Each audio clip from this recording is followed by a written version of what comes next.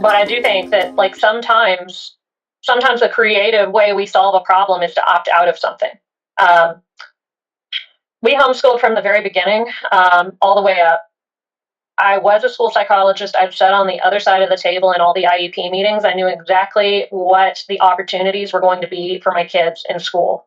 And I didn't feel like it was going to meet their specific needs because, like, my oldest had a lot of trouble with language and reading and writing and math, but was absolutely brilliant and could listen to very advanced books. I read her an adult version of Arabian Nights when she was 9, and she totally understood it.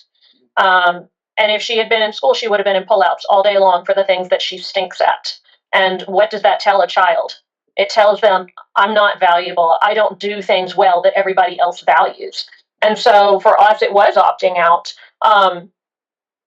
One of the biggest misconceptions about homeschooling that I come across, and I get this question a lot, is people always ask, what about social skills? Which obviously becomes a really big question whenever you're talking about autism, specifically because we have a tendency to score lower on social skills as far as development goes.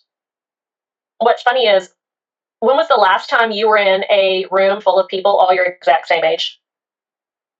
Probably high school. And when was the last time you were at the grocery store, the post office, talking with people older than you, or playing with a child younger than you? We do that all the time.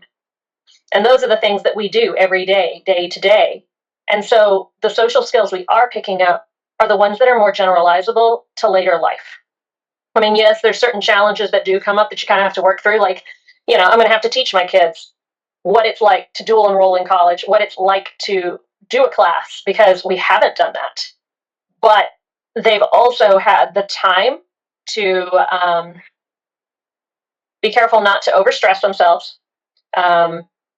Also had the time to be able to focus in on things they're really good at while also strengthening weaknesses and trying to find some balance. So, I've found that most of the time, the things that I think they're not going to be able to do, we get there and it's like, well, yeah, you have the basic skills. It's just a matter of teaching it to you. Like, they learned to write a 5-paragraph theme in one day because they knew how to write. They just needed someone to break down kind of what it was supposed to look like. And a lot of times we can take multiple pathways to get to the same place. And it depends on where you are and what you've got available and the kid you have in front of you. And also, you got to think about the skills that you as the parent have.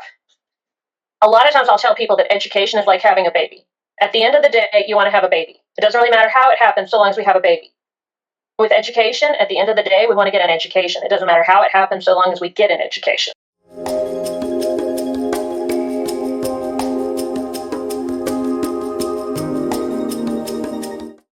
As always, consult your physician before trying any of our products. For more information, visit neuroneeds.com. We would appreciate it if you would like, share, and subscribe. Thanks for being part of our journey.